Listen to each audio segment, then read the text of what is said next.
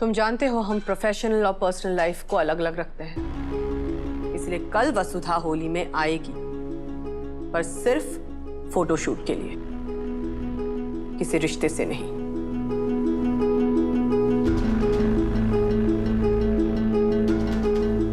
हम उम्मीद करते हैं कि ये बात तुम्हें समझ आ गई है। जी बस। दिव्या, शादी के बाद तुम्हारी पहली होली है। आज हम दोनों ने अपने अपने हाथों से नारियल अर्पित किया है, तो कल अपने अपने नारियल से हम कुछ मीठा बनाएंगे और एक दूसरे का मुंह मीठा करेंगे। उसके बाद ही होली का त्योहार शुरू होगा। जी जी मौसी।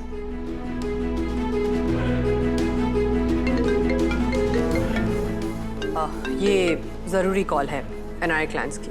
दिवस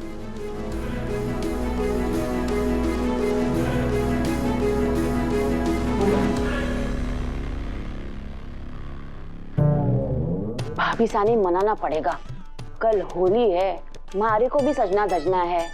ऐसे नौकरों के कपड़े में घूमती हुई अच्छी लगूंगी क्या? बेकार में चौहान खानदान की बदनामी हो जाएगी, है ना?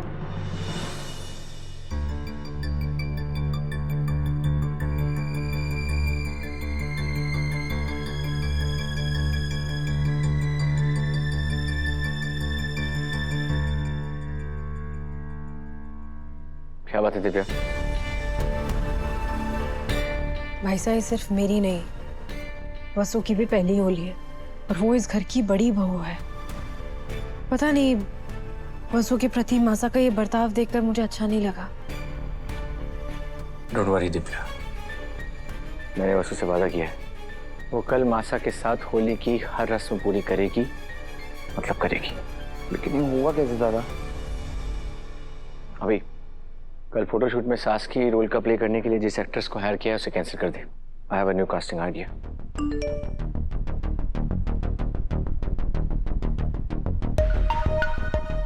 ये पता है हमारे ब्रांड के लिए अच्छा नहीं होगा।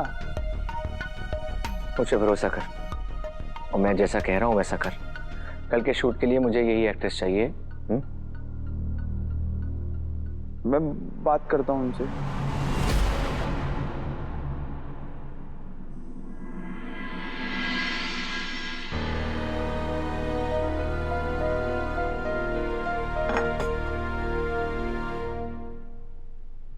तुम जाओ।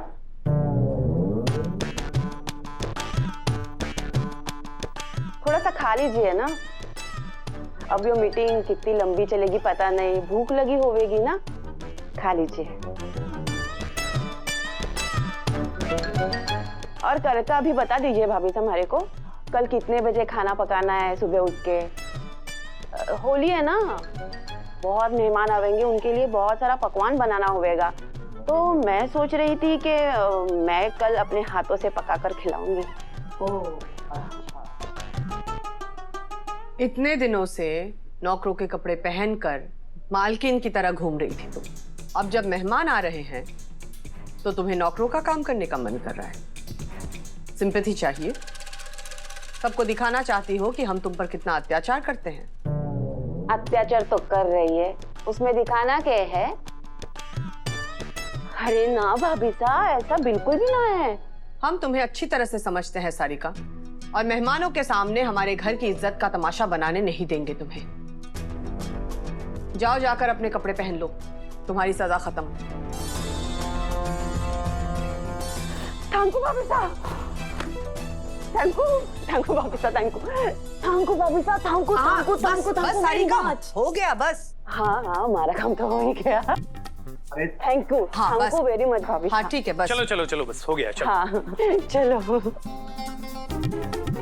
हे भगवान, ये समझ में नहीं आता कि सारिका का बचपना कब जाएगा चंदा। ये बचपना नहीं है साहब, धूर्तता है। अपनी सुविधा के अनुसार जब मन करे मुर्ग बन जाती है और जब मन करे जहर उगलती है, इसीलिए तो उसे काबू में रखना जरूरी होता है। ये सब बातें छोड़ो चंदा, ये लो मुंह मीठा करो। चंदा, तुमने हमारे परिवार और कंपनी के लिए जो भी कुछ किया है ना, वो बेस्ट है। बस कल हम दोनों का पसंदीदा त्योहार होली है और मुझे पूरा विश्वास है कि कल के दिन की होली आज तक की सबसे बेस्ट होली होगी।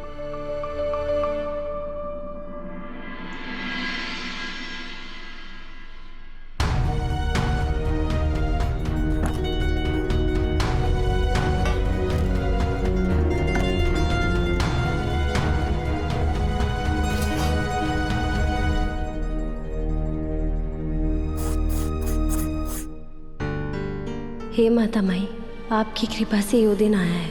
आज मैं चौहान परिवार की बहू होने के नाते पूजा की इस नारियल से अच्छी सी मिठाई बनाऊंगी। खम्मा गणी काकू। वसु, दिव्या मैडम, आप तो बहुत अच्छी लग रही हैं। अच्छा, और हम दोनों साथ में मिलके इतने अच्छे लगे, इसलिए हमारी ये टीम तुम्हें तैयार करेगी। टीम, ये है मिसेस वसुधा देवांश सिंह चौहान, मेरी जेठानी सा, और आपको इन्हें बिल्कुल उस नई बहू की तरह तैयार करना है जिसकी आज उसके ससुराल में पहली होली है। हुकुम ने वसु को बहू की तरह सजाने को कहा है।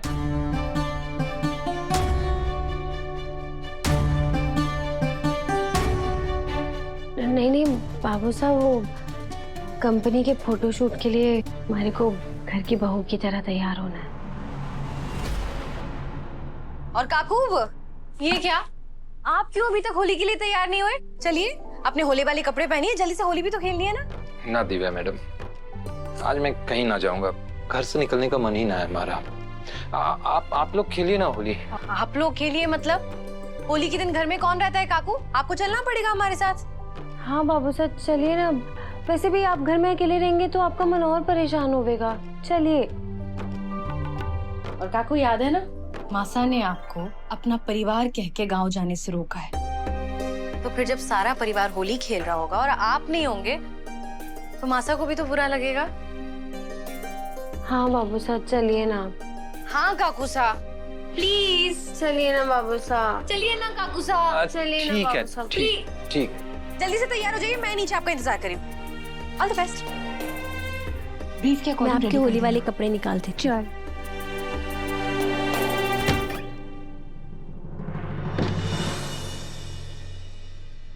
फिर लीजिए बाबू साहब, ये फटाफट पहन लीजिए। हमारा तो बस अब एक ही सपना है वसु। जैसे आज हुकुम ने थारे को शूटिंग के लिए बड़ी बहू की तरह सजाने को कहा है ना, ऐसे ही एक दिन हुकुम थारे को घर की बड़ी बहू की तरह सजवाए और फिर थारे बाबू सा को थारे को ससुराल विदा करके दिल में चैन आ जावे।